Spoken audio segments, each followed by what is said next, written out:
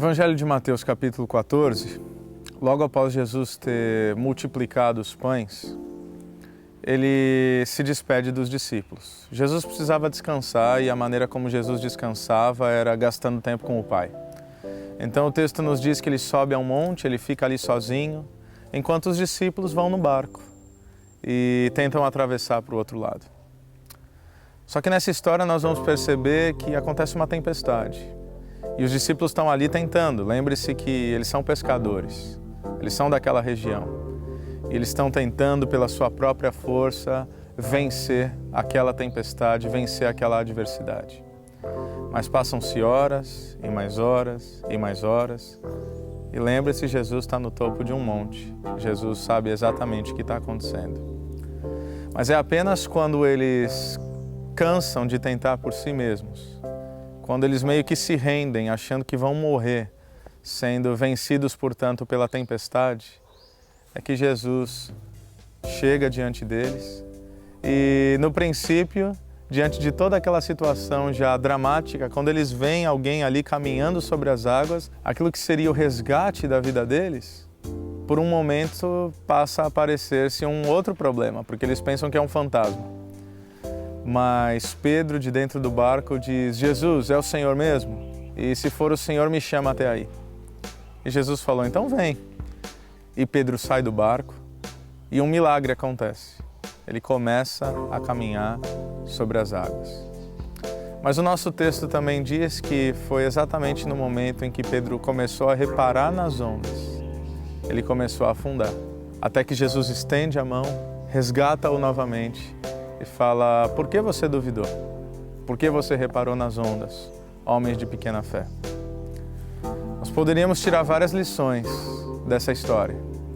Primeiro, a lição de que, assim como os discípulos, nós achamos que sempre podemos dominar a situação. E aí nós lutamos, nós enfrentamos a tempestade, porque, óbvio, nós somos pescadores, simbolicamente falando. Nós sabemos o que nós estamos fazendo, nós estamos no nosso ambiente, nós vamos vencer por nós mesmos. Mas Jesus está só olhando. E é no momento onde nós percebemos que nós não conseguimos pela nossa própria força que Cristo se manifesta diante de nós. Mas mesmo Cristo se manifestando diante de nós, sendo a resposta e o resgate para a nossa vida, nós duvidamos, tal como Pedro. E o problema é que ao invés de ter os nossos olhos fixos em Jesus, nós reparamos nas ondas. Ou seja, ao invés de olhar para a resposta das nossas adversidades, nós olhamos para as próprias adversidades. E isso denota a nossa falta de fé. Mas o conforto para as nossas almas é saber que mesmo sem fé alguma ou com pouquíssima fé, Jesus Cristo sempre está pronto a estender as suas mãos a nós e jamais nos permitirá naufragar.